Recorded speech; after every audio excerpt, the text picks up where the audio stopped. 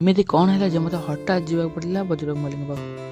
ହଁ ସାଙ୍ଗମାନେ ମୁଁ ମୋ ରୁହେ କ'ଣ ପାଇଁ ଆଜି କାହିଁ ମନଟା ଭଲ ଲାଗିଲାନି, ସେଥିପାଇଁ ଜଲ୍ଦି ଡ୍ୟୁଟିରୁ ଆସି ଗାଧୋଇ ପାଧୋଇ ପଡ଼ି ରେଡ଼ି ହେଇପରି ମୁଁ ପଳେଇଥିଲି ତଳକୁ ଦେଖୁନ। ତାପରେ ପଳେଇ ଆସିଥିଲି ଲାଲପରି ପାଖକୁ, ତାର ଖୋଲିଯାଇଥିଲି ଓଢ଼ଣା କରି ମୁଁ ପଳେଇଥିଲି ଗାଡ଼ି ନେଇ ରାସ୍ତା ଉପରକୁ। ତାପରେ ୱେଟ୍ କରିଥିଲି, କିଛି ସମୟ ପରେ ପଳେଇ ଆସିଥିଲା ମୋ ସାଙ୍ଗ। ତାପରେ ଆମେ ଦୁଇ ଜଣ ବାହାରି ପଳେଇଥିଲୁ। ଭାଇ ଆମେ କୁଆଡ଼େ ଯାଉଛୁ ଜାଣିପାରୁଛୁ ନା, ନହେଲେ ଶିଖ ନାଇଁ ଦେଖ ଆମେ ପଳେଇ ଆସିଥିଲୁ ବଜରଙ୍ଗବଲୀଙ୍କ ପାଖକୁ। ଭାଇ ତାଙ୍କ ପାଖକୁ ପଳେଇ ଆସିଥିଲୁ କାହିଁକି ଆଜି ମନଟା କ'ଣ ପାଇଁ ଟିକେ ଭଲ ଲାଗିଲାନି ଆଉ। ଭାଇ ଏଇ ମନ୍ଦିର ବିଷୟରେ କିଏ କ'ଣ ଜାଣିଛ ନିହାତି କମେଣ୍ଟ କରି କହିବ। ଏଇଟା କେଉଁଠି ପଡ଼ୁଛି ଜାଣିଛ କି? ମୁଁ କହୁଛି ଶୁଣ, ଯାଜପୁର ରୋଡ଼ରୁ ଡୁବୁରି ଗଲା ଭିତରେ ଯେଉଁ ରାସ୍ତାଟା ନା, ସେଇଠି ପଡ଼ିଥାଏ ମନ୍ଦିରଟି।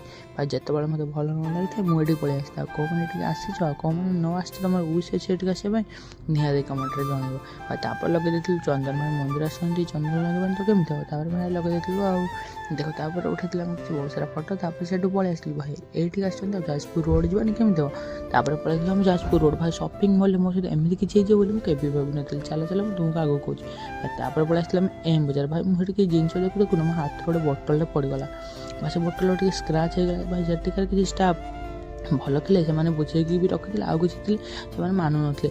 ଭାଇ ତାପରେ ଛାଡ଼, ସେମାନେ ଯାହା ହଉ ଲାଷ୍ଟକୁ ବୁଝେଇ ଦେଲେ, ବୁଝିକି ରଖିଦେଲେ। ତାପରେ ଆମେ ପଳେଇ ଆସିଥିଲୁ ଭାଇ ଟିକେ ଆଗକୁ। ଭାଇ ରୋନକ ବଜାର ତାପରେ ଟିକେ ଆଗରେ ପଡ଼ିଛି। ଦେଖୁନ ଭାଇ ଏଠି 35 ଟଙ୍କାରେ, 30 ଟଙ୍କାରେ, 40 ଟଙ୍କାରେ ସବୁ ପଡ଼ିଛି ମାଲ୍। ଭାଇ ଯାହାର ଦରକାର ଆସି ନେଇଯା। ଦେଖ ମୁଁ ଦେଖେଇ ଦେଉଛି ଭଲସେ।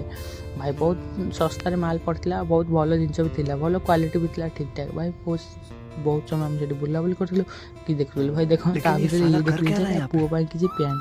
ଭାଇ ନାଇଁ ଆମେ ତା ପୁଅ ପାଇଁ ନୁହେଁ, ତା ଭାଇର ପୁଅ ପାଇଁ। ଦେଖ ଭାଇ ତାପରେ ଏଠି ବି ବହୁତ ସାରା ଜିନିଷ ପଡ଼ିଛି। ଭାଇ ମୋ ମାଆ କହିଲା ଗୋଟେ ବେଲନା ବାଡ଼ି ଆଣିବୁ, ସାନ ପୁଅମାନେ ପାଠ ପଢ଼ୁନାହାନ୍ତି ତାଙ୍କୁ ପାହାର ଦେଇଦେବ। ଭାଇ କେଉଁଠି ନେଇଲେ ଭଲ ହେବ ନିହାତି କମେଣ୍ଟ କରି କହିବେ। ଭାଇ ରୋଡ଼ ଆସୁଛନ୍ତି ଆଉ କିଛି ଖାଇବାନି ତ କେମିତି ହେବ। ତାପରେ ଭାଇ ଆମେ ଖାଇ ଦେଇଥିଲୁ ଗୁପଚୁପ୍। ତାପରେ ଖାଇ ଦେଇଥିଲୁ ଗୁପଚୁପ୍ ଖାଇ ଦେଇ ସାରିଲା ପରେ ଆମେ ପଳେଇ ଆସିଥିଲୁ। ଚାଲନ୍ତୁ ଦେଖିବା। ଭାଇ ନାଇଟ୍ର ଭିଉ କିଛି ଏମିତି ଥିଲା। ଭାଇ ରାତିରେ ପଳେଇ ଆସି ଆମେ ଖାଇ ଦେଇଥିଲୁ ମିଠା ଦହି। କାହାକୁ ମିଠା ଦହି ଖାଇବାକୁ ଭଲ ଲାଗେ ନିହାତି ଜାଣିବ ଭାଇ। ତାପରେ ଆମେ ଖାଇଦେଇ ପଳେଇ ଆସିଥିଲୁ ରୁମ୍କୁ। ଭାଇ ଏମିତିରେ ତ ବହୁତ ରାତି ହେଲାଣି। ଆପଣମାନେ କ'ଣ କରୁଛନ୍ତି? ଯାଆନ୍ତୁ ଶୋଇବେ। ରହୁଛି, ବାଏ ଗୁଡ୍ ନାଇଟ୍।